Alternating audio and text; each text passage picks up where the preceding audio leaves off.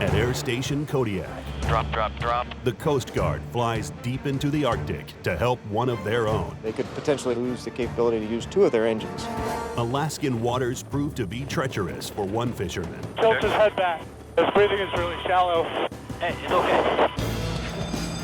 The crew attempts to find a man missing in the enormous North Pacific.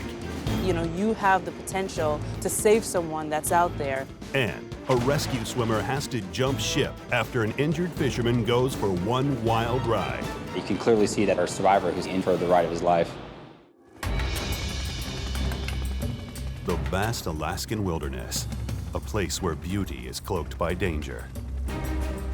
Here every day, 350 highly trained men and women risk their lives to save others.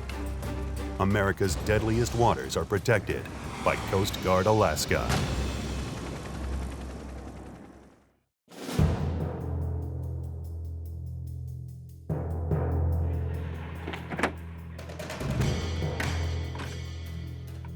All right, folks, what we're doing today is we're taking some parts to the Coast Guard cutter Healy, the icebreaker up near the North Pole. I'm Captain Bill Deal. I'm the commanding officer of Air Station Kodiak, and every once in a while, in addition to doing the commanding officer responsibilities, I get to do operational missions, so that's what we're going to do here. The weather today shouldn't be a problem for us. There's a little bit of icing to the east of our route. We're going to be in the clouds most of the way up there. The Coast Guard cutter Healy is Coast Guard's only operational icebreaker, and they're operating way up in the Arctic right now.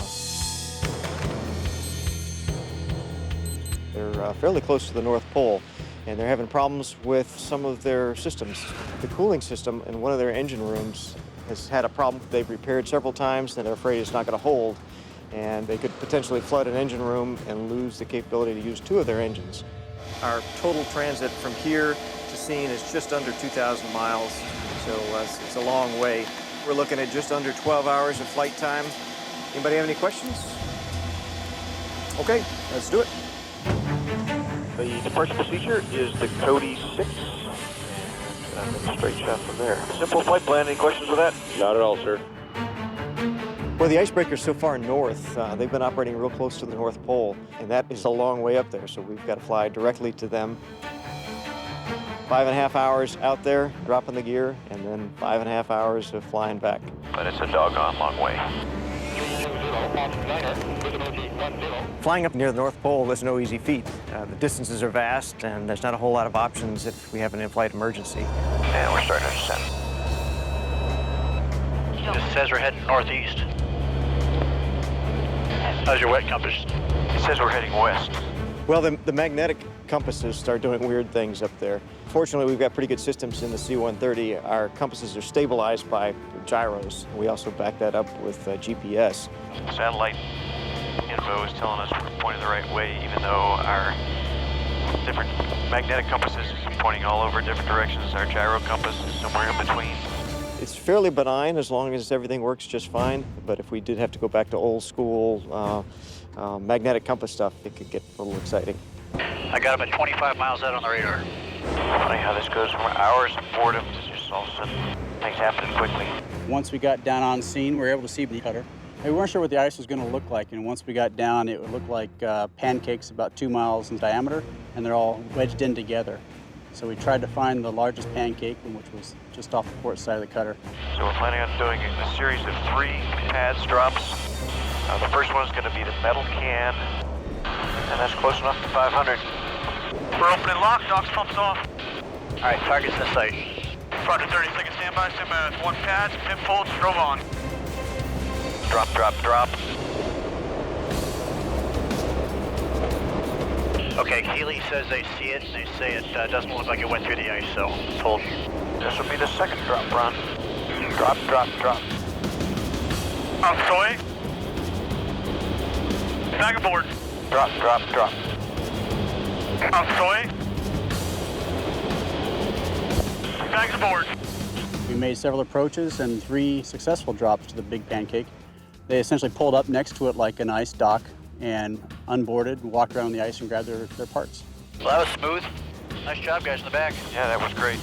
Flying up in the Arctic is one of the neat perks of the job. It's a really awesome experience to get to do something that very few people get a chance to do. We have now set the record for the farthest north drop. That's the farthest north that the Coast Guard has ever done airdrops from a C-130. That was fun. Yeah. 5 hours of droning for 20 minutes of action. It ended up being 11.3 hours, of which most of that was transit time. We were crossing thousands of miles in some cases, potentially going through several different weather systems. Just the challenge of being able to fly in those conditions is pretty tough. In the Coast Guard, there is this mystique, this legendary status about being stationed in Kodiak because of the weather and the types of missions, the distances you cover, the things that we do up here. It's happening around us all the time. It's truly inspirational.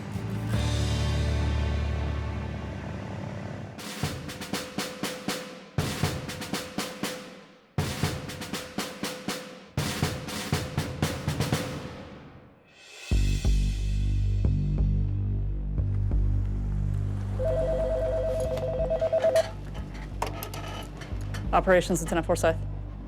Yes, sir. What I got from district, it was a 48-year-old male that was hit in the head with a crab pot from a fishing vessel. What happened was we overheard some traffic just south of a fogneck. That was from the captain of a 76-foot fishing vessel. One of his members on board took a crab pot to the head. He was in and out of consciousness. He was breathing. So what we were doing was, while we were listening to that, we already had a crew that was on a different mission, so we have just diverted them because they were already ready to launch. My name's Tony DeWinter. I'm a lieutenant, aviator. I'm a pilot here at Air Station Kodiak.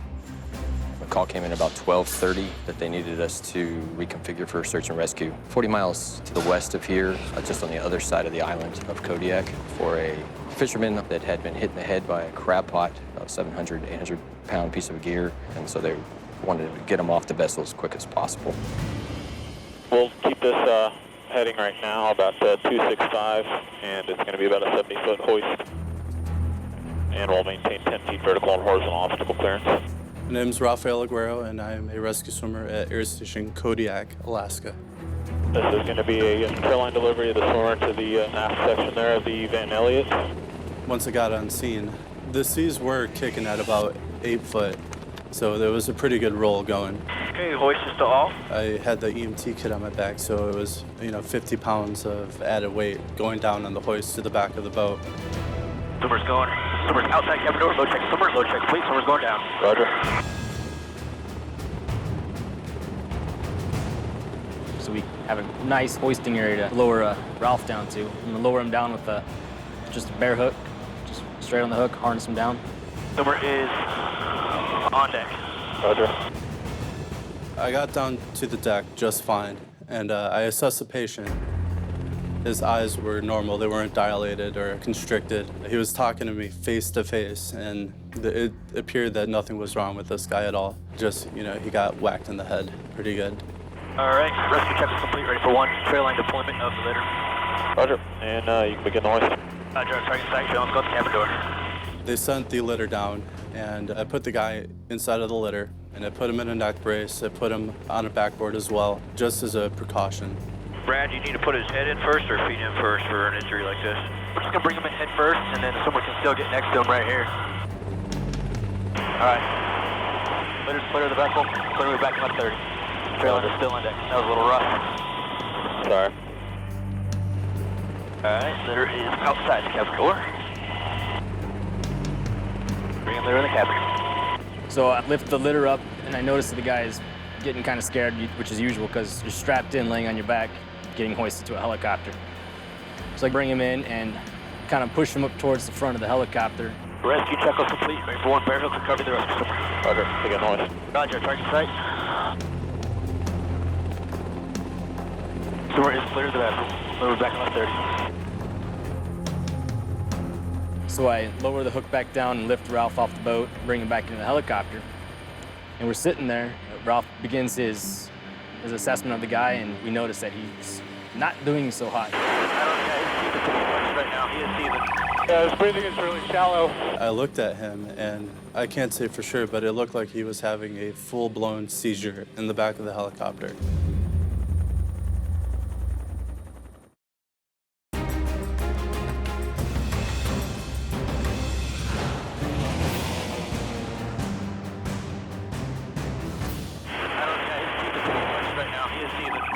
Tilt his head back. We got medical transportation waiting back at the air station. Roger. All parties have been notified. Okay. You got a call that a guy on a crab boat has been hit in the head with a crab pot. Right on the other side of the island, so it's a short 15-minute flight over there. Somebody gets hit in the head with a 1,000-pound crab pot. It's a serious medevac.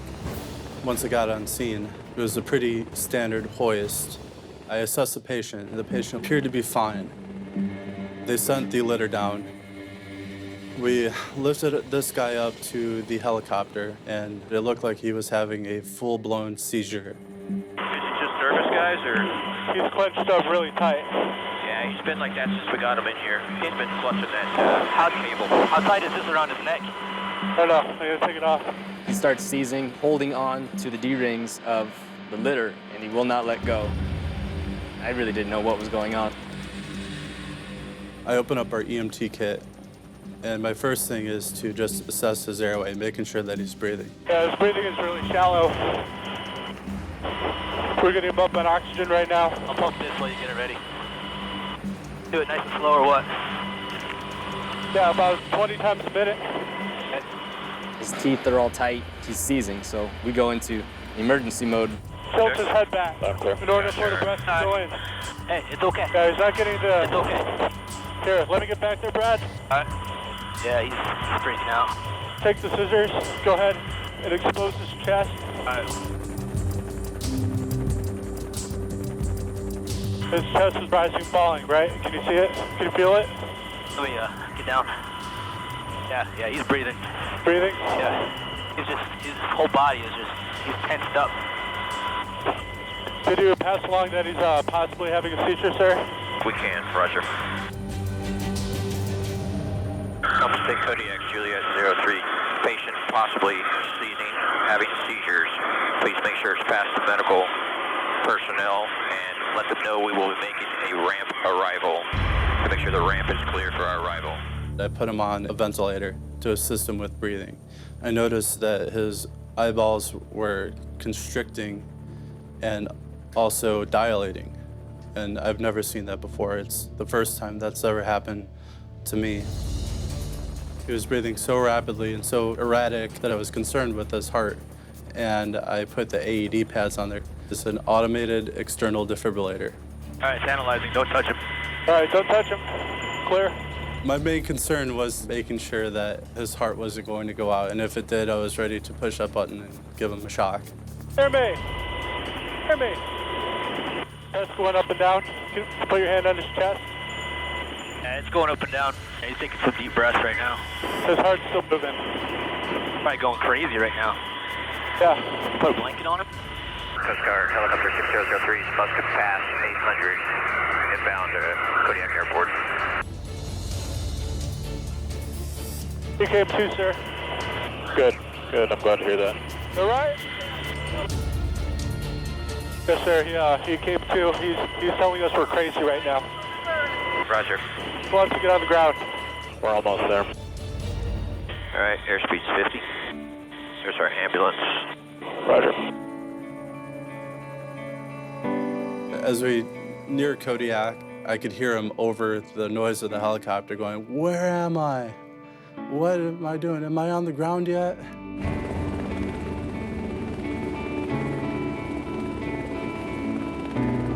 He had a look in his eye like he had no idea what was going on. Hey, Ralph, do you want to transport him out before we shut down? Yes, sir. He's critical.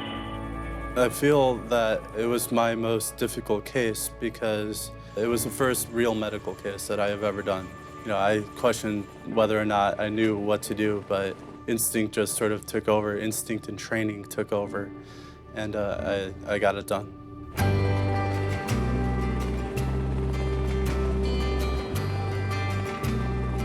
It was one of the harder cases that I've been on just because things turn south so fast. You get called out in a case, you don't really know what's going to happen, so you can prepare to the fullest in anything that you can, but we weren't expecting this, and you can only do so much in the back of the helicopter. I think we did everything we could and helped the guy out. With every case you go out and do, anything can and will happen. You know, whether or not he was going into shock or actually seizing from the injury itself. The team was outstanding. Everybody relied on the training that they had, and that's what brings the crew together for each case that we do like this. So. You know, I felt his pulse. His pulse was boom, boom, boom, boom, boom, boom, boom, boom. I mean, he was hanging by a thread. No matter how many cases you go on, you can't be prepared for everything that's going to happen. We get curveballs thrown at us all the time, and it's part of our job just to be ready.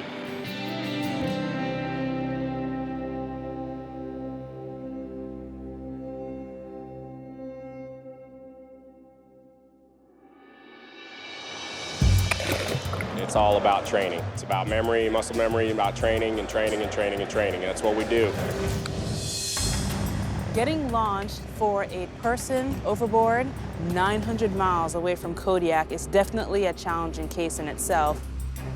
We're very optimistic, we're very amped up. You know, you have the potential to save someone that's out there.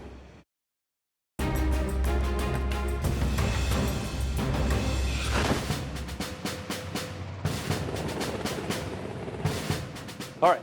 Good afternoon, everybody. I'm Petty Chris Moore, aviation survival technician here at Air Station Kodiak. I'm going to do your wet drills classroom lecture today.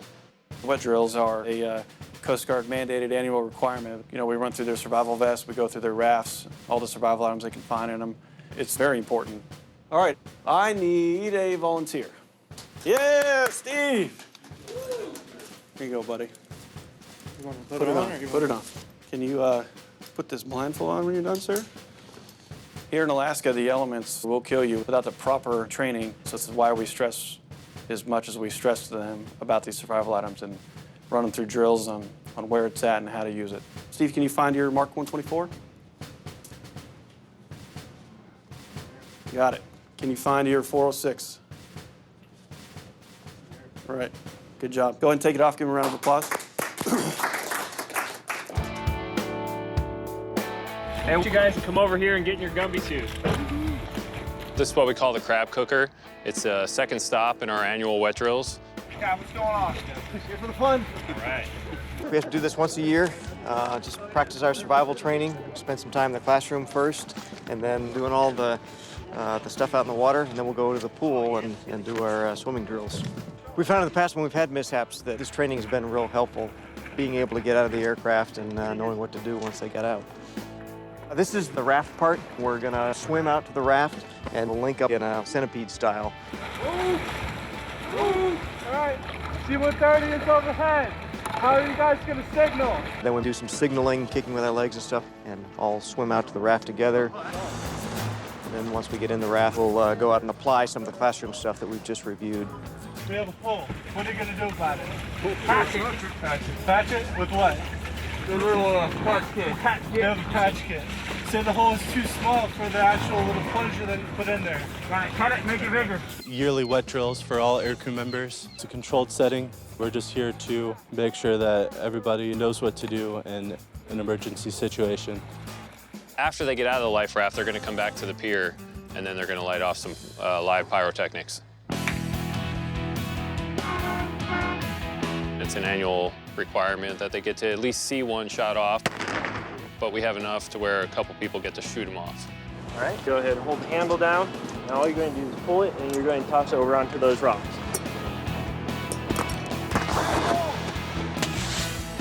If we didn't complete this annual training, the end result would be more lives lost in crashes or any kind of mishaps that we have throughout the Coast Guard.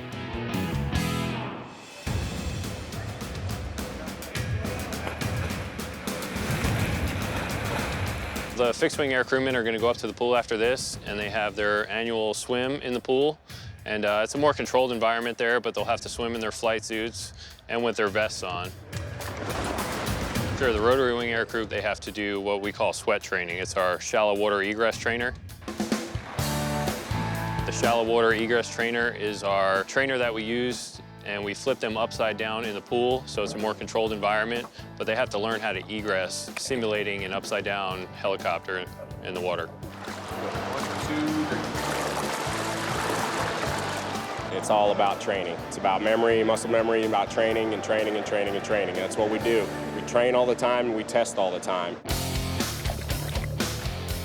We flip upside down, we get our reference point, we disconnect everything, and we can do all of our egress exercises from there and pop our emergency window and get out. This training could mean life or death. It could mean that. It's one of those things where if you find yourself in a situation where you need to use these techniques, it could save your life. One more year wet drills complete. A young man has injured his leg. It sounds like it's possibly broken, fractured. It's about a 50-mile flight. Ready for appointment of the swimmer? Let's just do it real quick. Okay? Yeah, just do it. Put us where we need to be. Roger. Getting launched 900 miles away from Kodiak is definitely a challenging case in itself. When you're flying so far out, and weather that's less than nominal for searching conditions, and you're flying at 500 feet over the ocean, there's a lot of risk involved.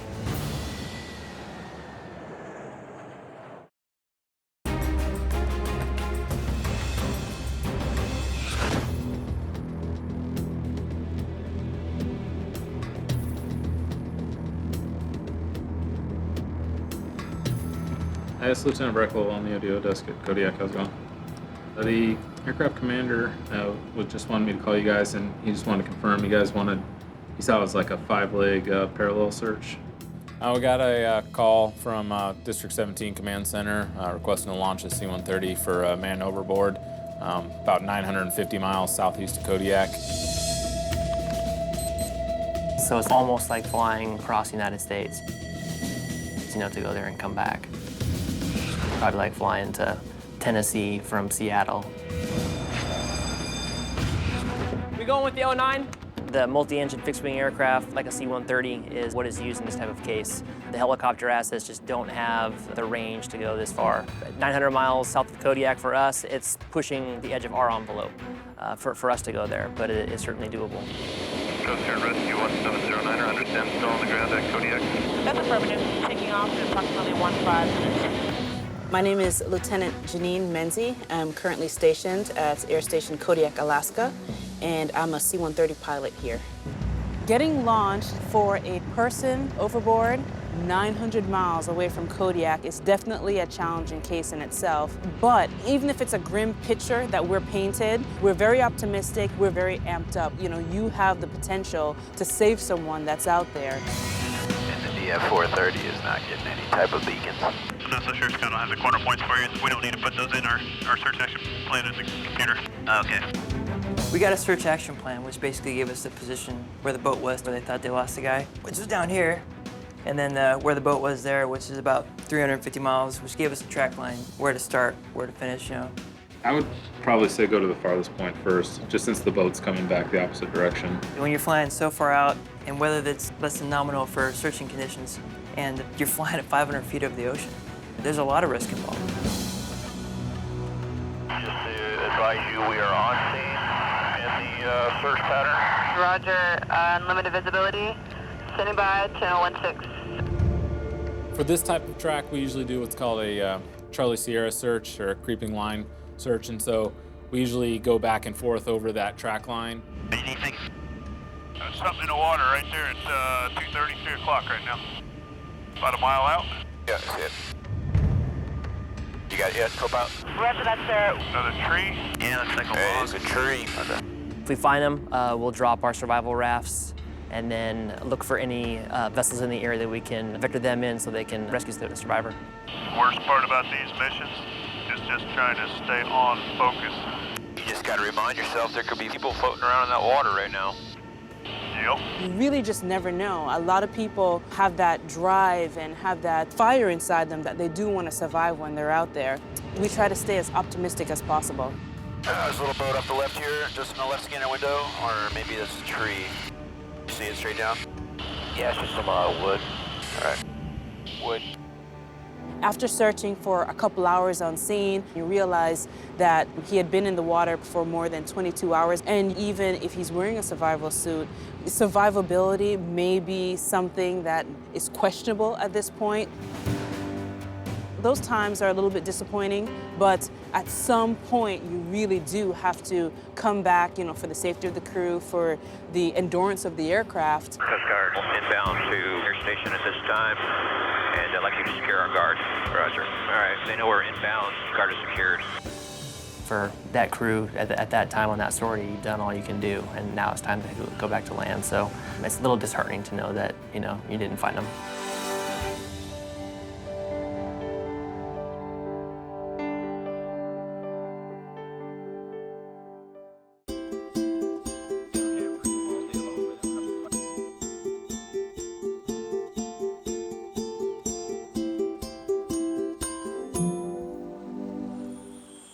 Hey, little girl, come here, come here. Oh, there we are.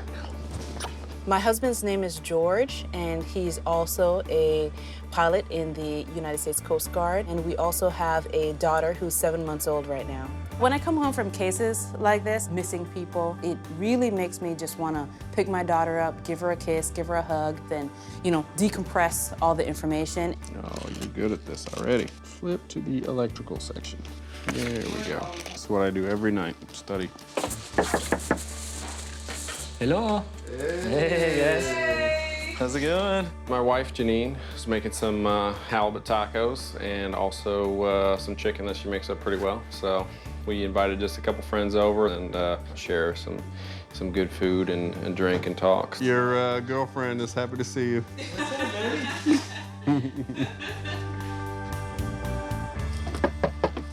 Come in. Come in.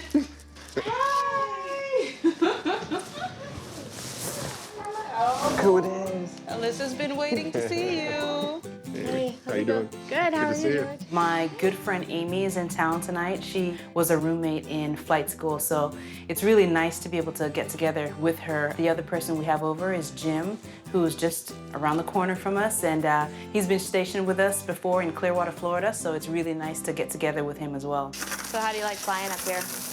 You know what? I was a little nervous when I first got here because everyone talked about how challenging the environment was and how hard it was to get in and out of the airports and a lot of the terrain. But to be honest, I've been like really excited about the flying here just because it's freaking beautiful. The views are phenomenal, looking at the glaciers, the wildlife. As far as just the environment, it's a great place to be. Yeah, I got to see orcas today and a mama and baby humpback whale while we were out flying. Yeah, see? So I mean, that was fun. People pay for this stuff, and you know, we're fortunate to be able to be working. So this is exactly like flight school, isn't it, right now? Oh, yeah. You know, in such a small community, in a social aspect, it's really fun to poke at each other a little bit. All right, it looks good. Thanks. Everybody dig in. Look at you being all domesticated up I here. know, isn't that a change? Yeah, seriously, so, you know, thanks for coming by. And it's forever since we've seen you, since flight school and everything. And once in a while in Disneyland and after that. But Don't drink the grappa. Don't drink the grappa, I'll give you that advice. But yeah, I'm glad you got the chance to come by. Yeah, thanks Proud for of having you.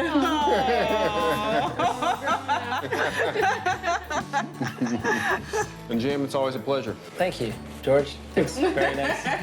It's nice to be fed. In Kodiak, you're pretty isolated from your family. So it's really a good thing to build a network within the Coast Guard community. So it's pretty regular for us to get together, to have dinner, to go fishing, to go hunting, or just, you know, hang out.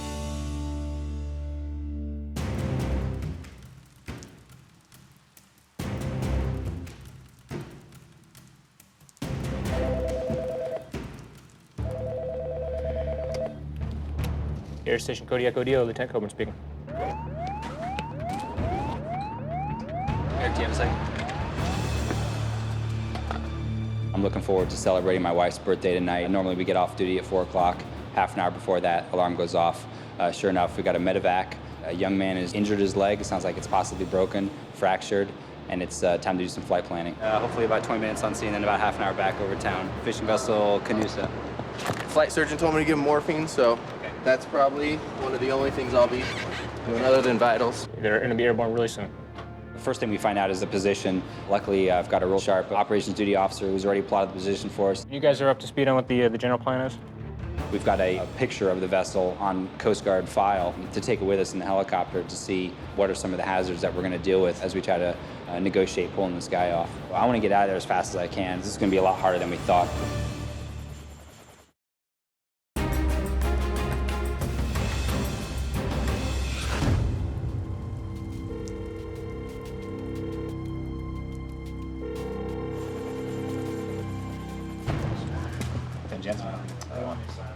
We'll be right out. You stay in a few. You feeling good? Yes. You ready to roll? Yeah, Let's do it. All right. Sure enough, we got a medevac off of a small boat, and it's time to get back in the zone. My crew is great. They're fast. They're dressed out, ready to go. A young man has injured his leg. It sounds like it's possibly broken, fractured. It's about a 50-mile flight. I've got a position, and we're heading out there.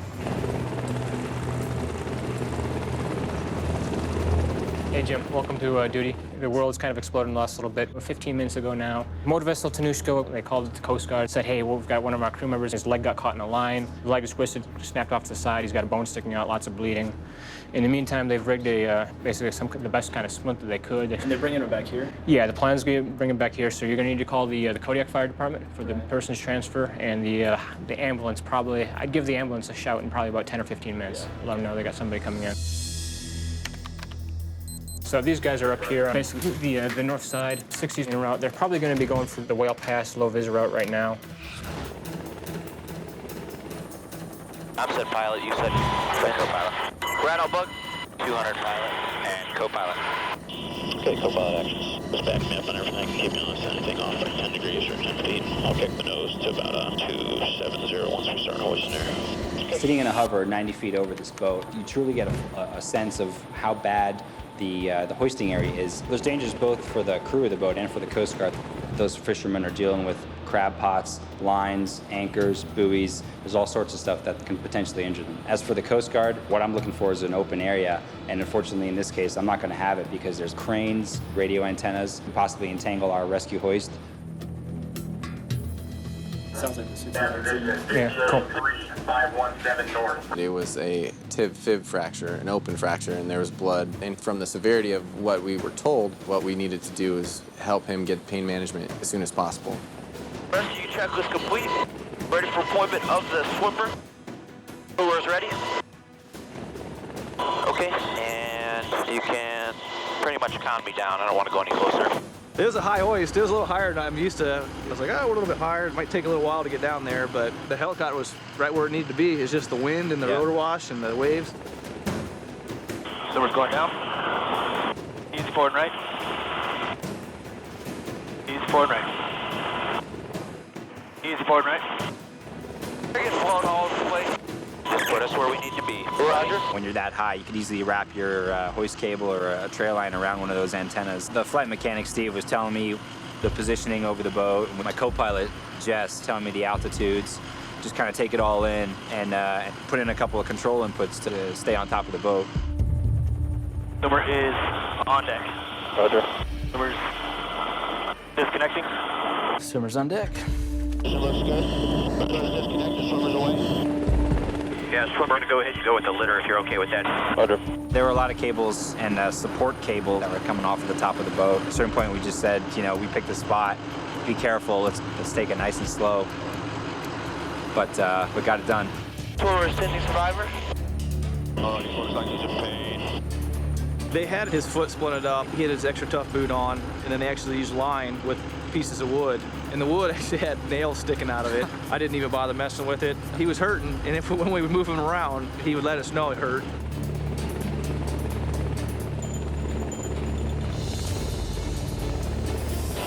Easy back and hold. Easy left and hold. Easy back and right. Roger. We had to come in so high over the boat, and our trail lines and our hoist cables are limited to certain lengths. Steve, my flight mechanic, was just giving me really good directions, just easy forward and rights, back left. It's a geometry game when you're honing down into one spot, and that's the only spot you can do anything with. Have they ready for pickup? Hold position. Okay. Prepare, take the load. Take the load.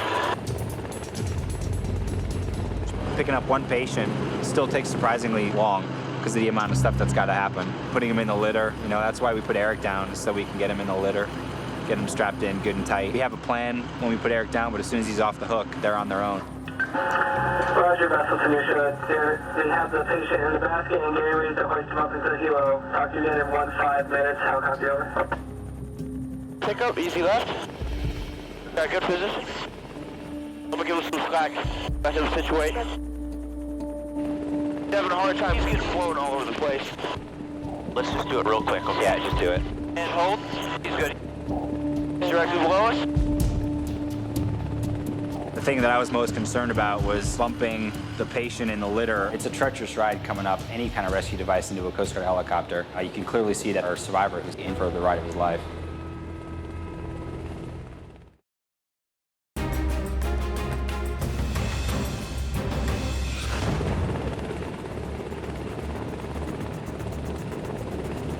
Got a medevac off of a small boat. We've got a guy, he's broken his leg, possibly fractured.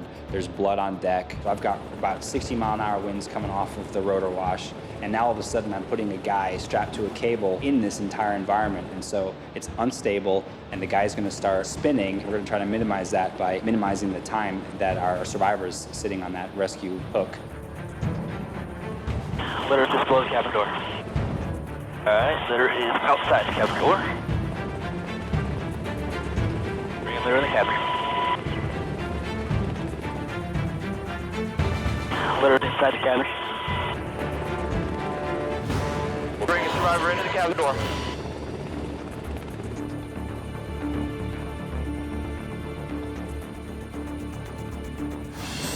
Inside the cabin. We also had Dave Call, the health service specialist. He came with us to administer medical care. He actually jumped in to help Steve out, which was just some extra manpower they needed. Vessel Tanisha, rescue 6010. We have your patient safely on board. We'll be back into our rescue submarine. When he was pulled into the back of the helicopter, I checked his leg out and it was splinted really well. The main thought going through my mind was to take care of his pain management, which with the injury, he was going to be in severe pain.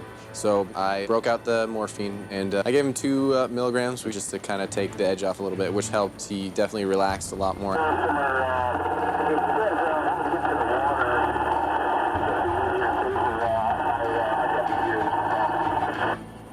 Roger that on the water recovery. It's a good plan. I just had a feeling, I was like, I bet they want me to get in the water. I was like, let's do it. Rescue Survivor 6010, we're ready for you to get in the water. I was like, maybe I should ask the guy to slow it down or maybe stop. He slowed it down and I jumped off. Swimmer is in the water. Ready for recovery of the swimmer at 3 o'clock. He's just going to swim over there. He's already close. It's a procedure that a lot of swimmers do, and we always prepare for it. We take our fins and booties and whatnot, so in case we got to get in the water, we swim away from the boat. Swimmer swimming out to 3 o'clock. He's swimming. And he's swimming almost, he's right underneath that right main, right? Yep. Less than 5, he's right directly underneath the aircraft right now. Begin the hoist.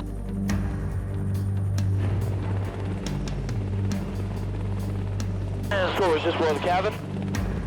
Swimmer is at the cabin door. Swimmer is inside of the cabin. Okay, we have the swimmer and the patient on board. We're en route back to Kodiak. Request you call ODO and have ambulance stand by. 6010 will be there. 30 minutes. Hey, the helicopter's 30 minutes out. Yep.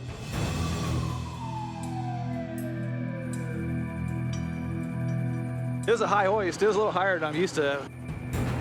That was the hardest one I've ever done. Couldn't have hoisted with a better group of guys.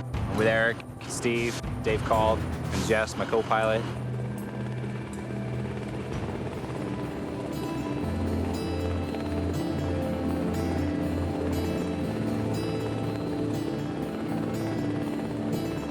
We have folks specially trained here in Kodiak that are trained in handling medical emergencies and transporting them from the helicopters to the emergency services. These people are experienced, they have the gear, and they're on scene, ready to go, ready to take our 24-year-old injured patient to the ambulance that's going to get him out of it and get him to help. Why is it again so much? Take me home.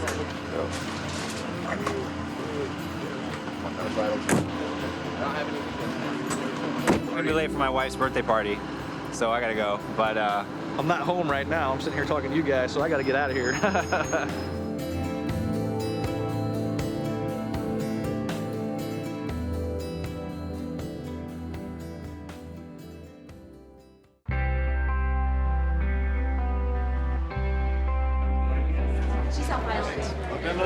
Yes, sir. How you doing? Great. How about you? Good. My name is Jerome Selby. I'm the mayor of the Kodiak Island Borough.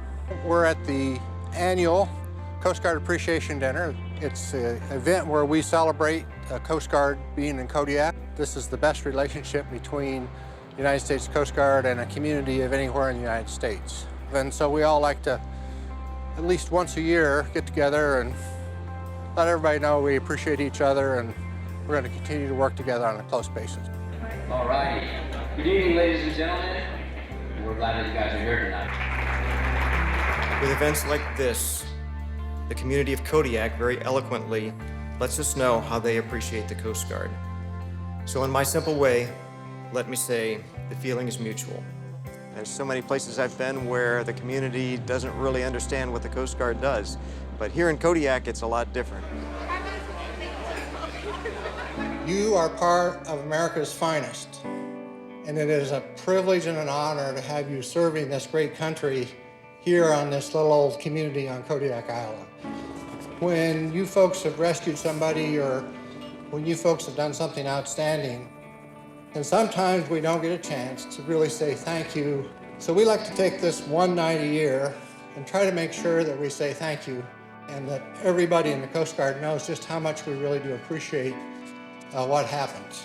So thank you very much for your service to Kodiak and to the United States of America. So let's give that a hand. We are truly honored and privileged to work and live in a place like Kodiak, where the community knows what we do and really appreciates what we do. It's like no place else that I've ever been. When we take on those additional risks, when we go out in Alaska's worst weather, when we match our skills, our wits, and our best equipment against the nastiest fury that Mother Nature has to offer, that's when it gets personal for us. It's what we do, it's who we are, and it's personal.